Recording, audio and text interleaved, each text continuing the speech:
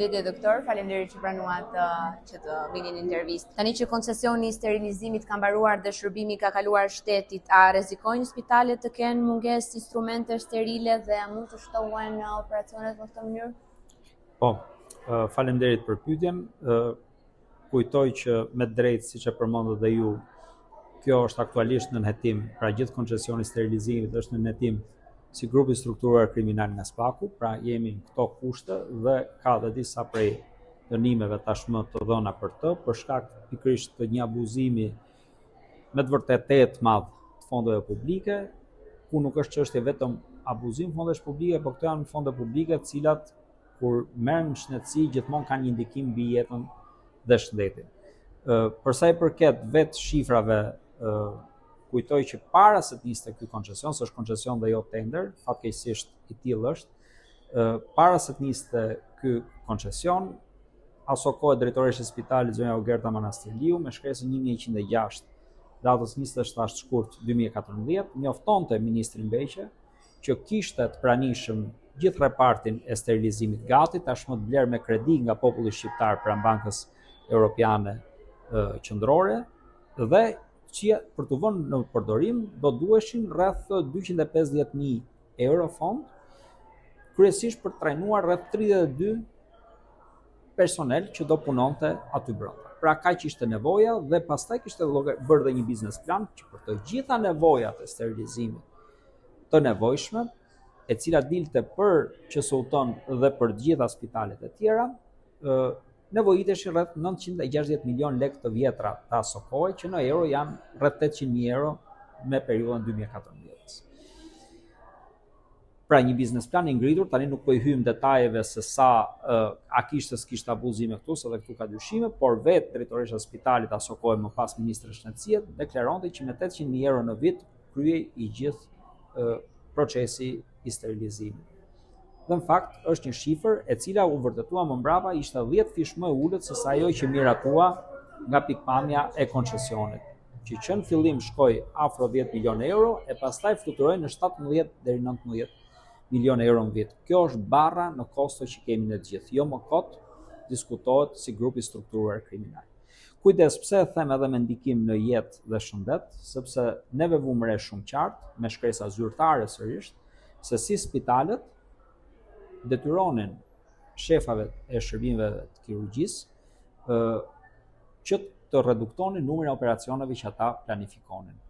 Dhe për shembull ka një shkresë zyrtare, shkresa numër 344, fraksion 1 e Spitalit Rajonal Durrësit e shkurtit vitit 2019, që thot 155 operacione keni në muaj, nga cilat 65 planifikuara, tjera të urgjenca, nëse ka më shumë shtyheni për muajin tjetër.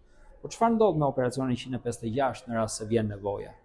Pra si mundet dikush për 10 vjet të ketë një parashikim se sa do jetë numri i operacioneve? Dhe a mundet t'i vishet kjo përgjegjësi mjekëve dhe personelit shëndetësor që ka për detyrë dhënien e shërbimit dhe jo kalkulimin e kiteve që mendon ministria. Gjitha këto janë objekt hetimor.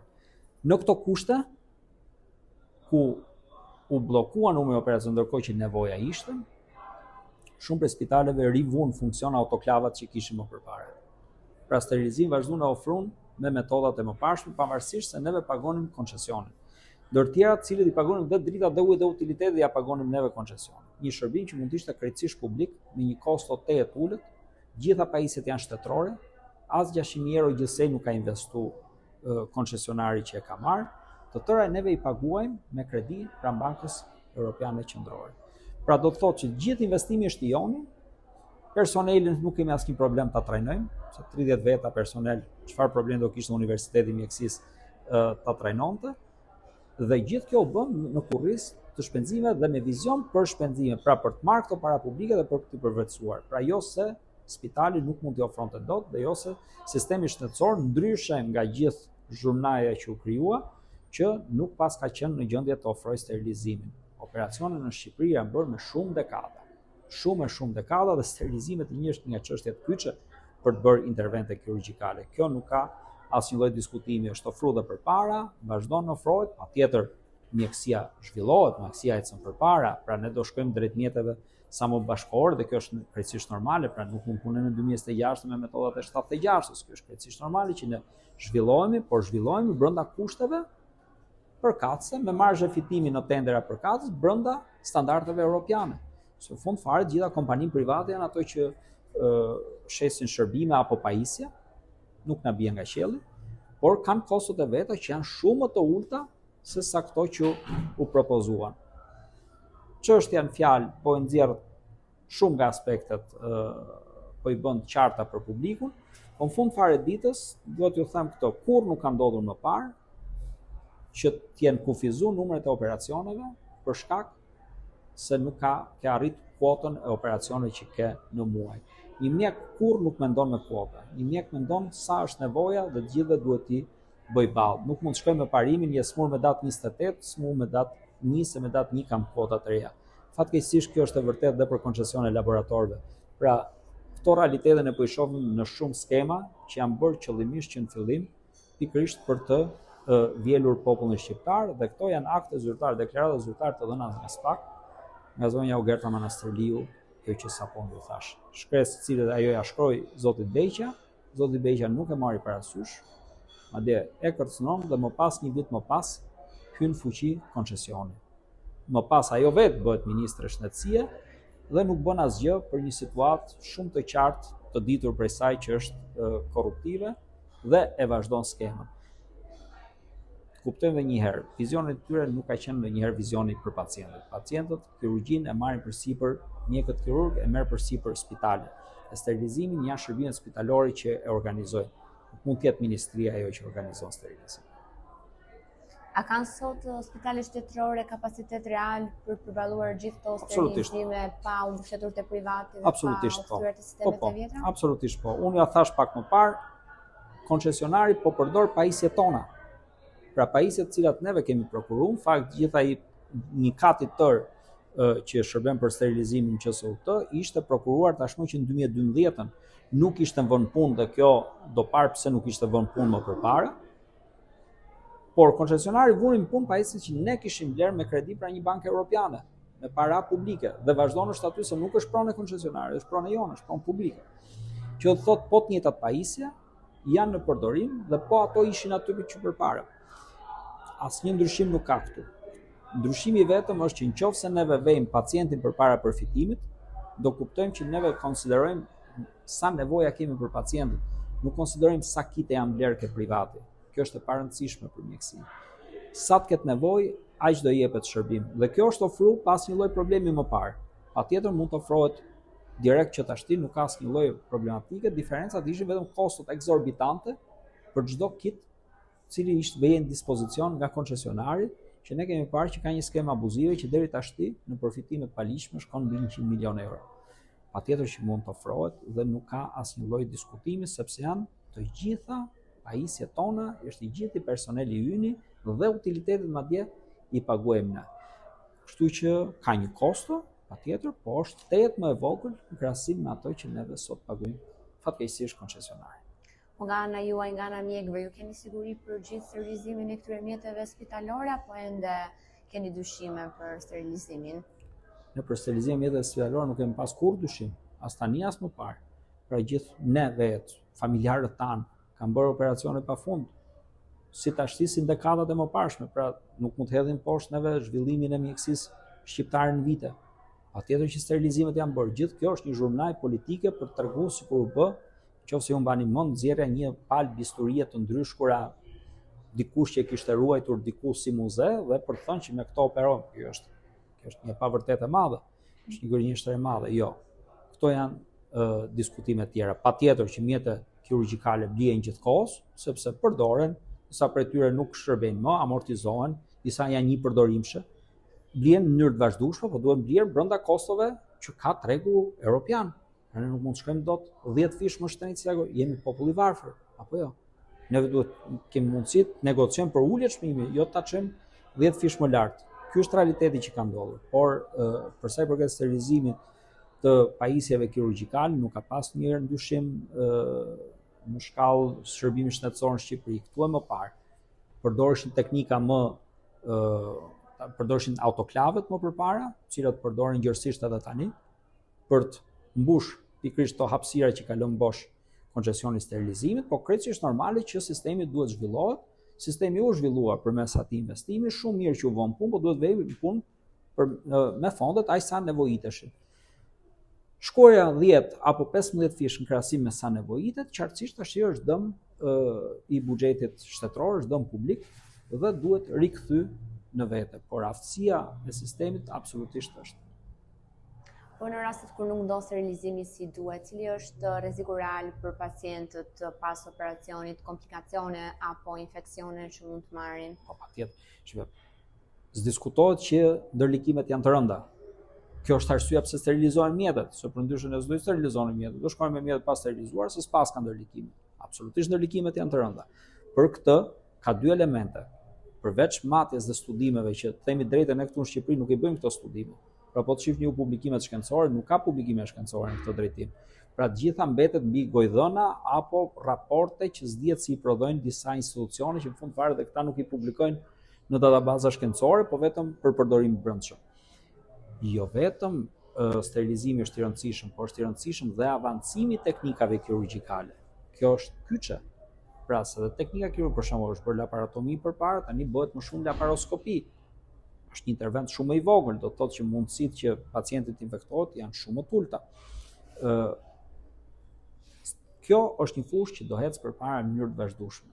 Po duhet ecë përpara në mënyrë të vazhdueshme me kosto të qëndrueshme, reale, të vërteta, që të jetë një situatë win-win edhe përmes sistemit publik, edhe përmes sistemit privat, i cili patjetër i shet pajisjet në fjalë, të cilat ne duhet i blejmë me kostot e arsyeshme, dhe jo me shifra eksorbitante si po i bëjmë neve tani, që të them drejtën ishin pa imagjinueshme 10-15 vjet përpara.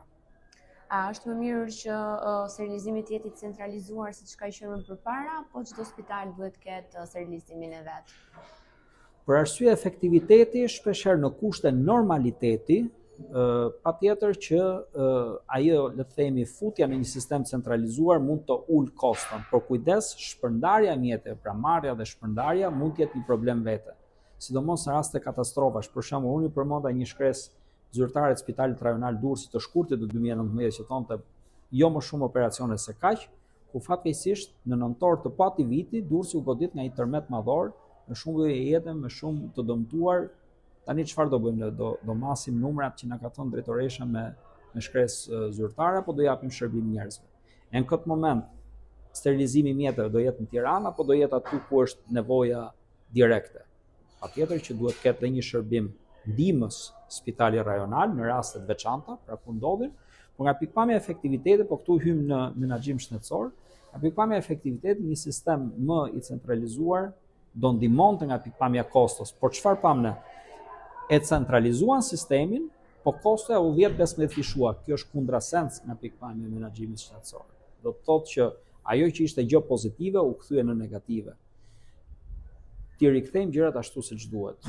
Fondi është i nevojshëm, por është i nevojshëm shumë pak, se ç'është sistemi centralizuar mund të jetë kosto efektiv, por gjithmonë me sisteme mbështetëse në rast se ndodh diçka, si për shembull e patëm ne tashti shkëputja e rrugëve me Spitalin e Korçës, Spitali i Korçës dhe Tiranës, me rënien e rrugës, mbeti për 2 javë izoluar. Duhet ketë Korça ama një sovranitet nga ky drejtim, duhet ketë mundësi të japi shërbimin e palidhur me Tiranën. Pra gjithmonë mund të krijojnë situata dhe spitalet duhet jenë të afta vetë menaxhohen. Nëse neve nuk e bëjmë këtë, atëherë ja lejmë mëshirë të fatit nëse ndodh një problem madhor. Pra, sistem qendror rrit kost-efektivitetin i mbështetur nga sistem periferik. Sot që është kthyer sterilizimi te shteti, mendoni që do të ketë një shërbim më të mirë dhe më të lirë, apo vetëm ka ndryshuar emri dhe jo shërbimi në vetvete? Që sterilizimi, pra procesi i sterilizimit është proces i qartë, i matshëm, shumë qartë mikrobiologjikisht. Pra është një standard i caktuar, duhet të kesh mundësisht 0 baktere, viruse apo kontaminant të llojeve të ndryshme. Duhet të jetë 0. Pra ky është një standard që arrihet. Është arrit shumë qartë dhe më përpara. Që do të thotë nuk kam ndonjë shqetësim nga ky pikpamje që bëhet apo s'bëhet, patjetër që bëhet. A duhet monitorimi vazhdueshëm se diku mund të çedojë situata, patjetër. Patjetër që po, dhe bëhet përmes matjes së infeksioneve spitalore. Pra vetë shërbimet kanë një sistem monitorimit aty, që nëse diçka po shkon keq, pra menjëherë ato ndërhyjnë.